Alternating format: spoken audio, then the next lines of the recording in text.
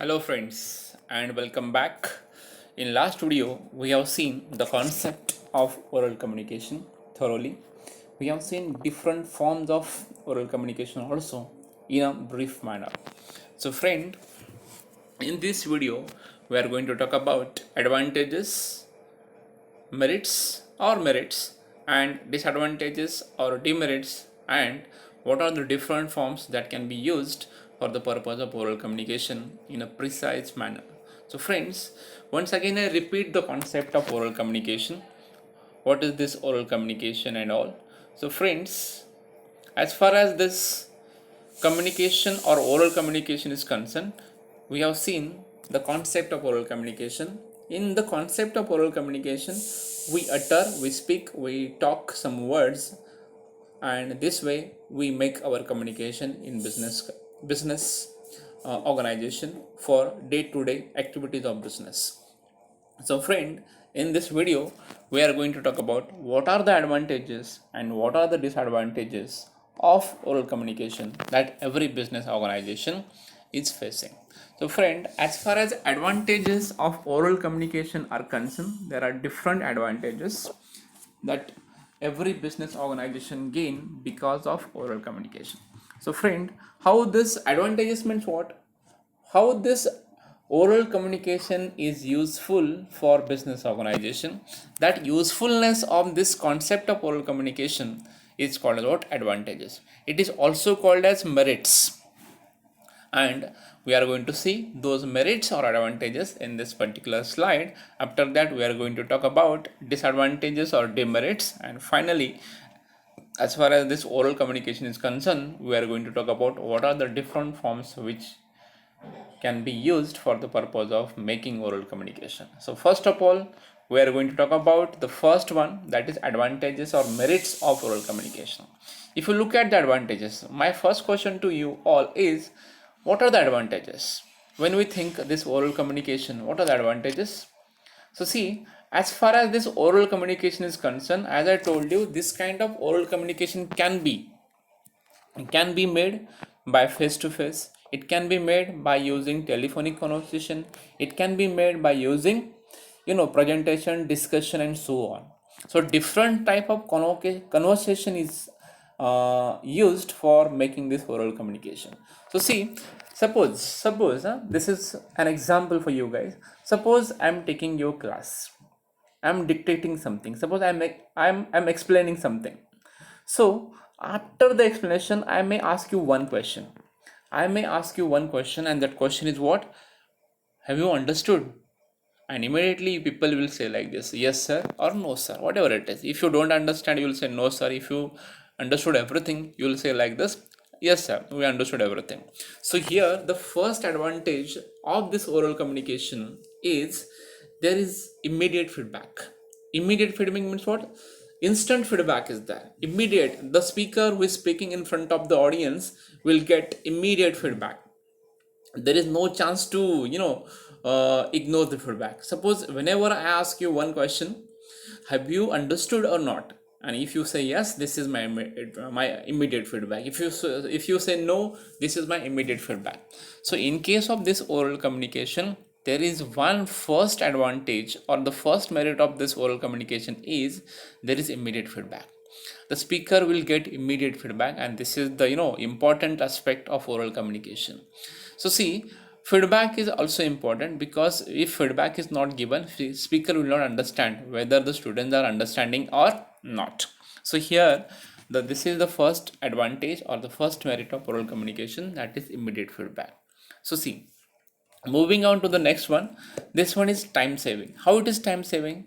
This kind of oral communication will save the time of speaker as well as audience. There is no need to gather. Only thing is that we need to gather at one place and start conversation. This is the only requirement. When we start conversation by gathering at one place, it will save the time. In case of written communication, what happens? We need to write one letter, then we need to post into the post office, then post office will go for the posting that letter at the send receiver's place. So it takes some time. When we compare with written communication, this is the way of communication, or this is a concept of communication which is little bit time saving. So this is what we can say like this oral communication is time saving, and we can save time by using this method of communication which is called as oral communication. Next one is economic. Economical means what? It is cheaper than others.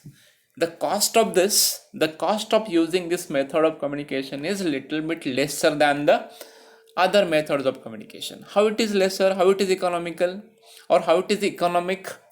Because in case of when we compare with written communication, if you want to pass one message, if you want to pass one message, at least you need to have one page, then you need to type the message, then you need to take out the printout, take the printout, then you need to post by using envelope into the post office, then you need to pay for the post office also. And this, when we compare with the written communication, comparatively with the written communication, it is economical. Then personal touch. See, this is the one of the important aspects, one of the important advantages of this oral communication. And here in this case, we have personal touch. Suppose I'm taking your class, I'm making face-to-face communication in your class, so I may have personal touch. Suppose there are 40 students in the class, so I will have personal touch with those 40 students at a time.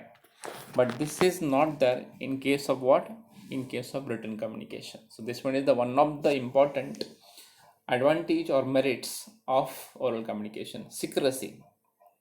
See, if I want to give you one message, that can be given inside the class, and that will be secret. Suppose I want to write something, suppose I want to give one message, and if I give that message by using written document, so secrecy is not possible. So we can maintain secrecy by using this oral communication. And the last one, and the last and important advantage of this oral communication is group communication. By using this oral communication, we can go for the group communication also. As I told you, if I call a group to gather at one place, by calling that group at one place, I can give them one group message. For the group messaging purpose, or for the group communication purpose, this is the best way to communicate when we compare with written message. For example, if I want to give one written message to the group of people, I need to send them individually, and that is not there in this kind of oral communication. Just I want to call them at one place, and by calling them at one place, I can give them a message, can be called as group message and can be called as group oral message. So these are the advantages of oral communication which we have seen.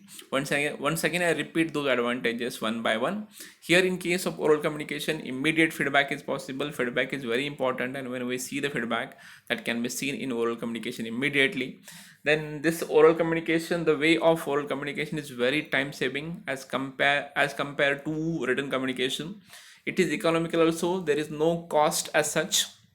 It is very economical as compared to written communication. Here, in case of oral communication, personal touch is possible because there is a personal attention of the speaker on the audience.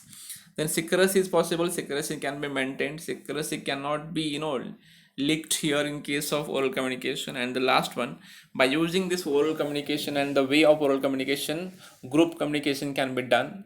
Message can be given in the group. So this one is the benefit of oral communication which we have seen in, or the merits and the benefits or advantages of group communication which I have seen in this slide. Moving on to the next one. Here we are going to see the disadvantages or demerits of oral communication. What are the things which are the drawbacks of oral communication? Already we have seen the benefits, we have seen the advantages, we have seen the merits. Now moving on to the next one, that is disadvantages or demerits of oral communication. Friends, whenever I ask you to think about the disadvantages or demerits, think a little bit negatively.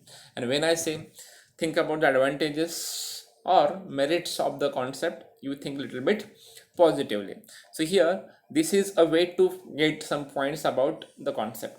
So here we are going to talk about disadvantages and demerits of oral communication, and later on we'll talk about the forms of oral communication. So see, as far as the disadvantages of oral communication is concerned, already we have seen advantages. Now we are moving on the disadvantages. The first disadvantage that they have given here is poor retention.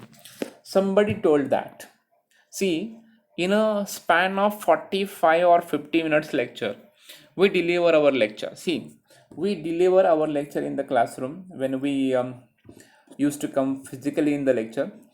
If I deliver my 50 minutes lecture in the class, out of those 50 minutes, you can remember only 20 minutes data in your mind. So this oral communication is not good to retain the data, to retain the information in the mind. So this is what the first point is, what poor retention. Audience will retain some information whatever spoke by the speaker during his communication.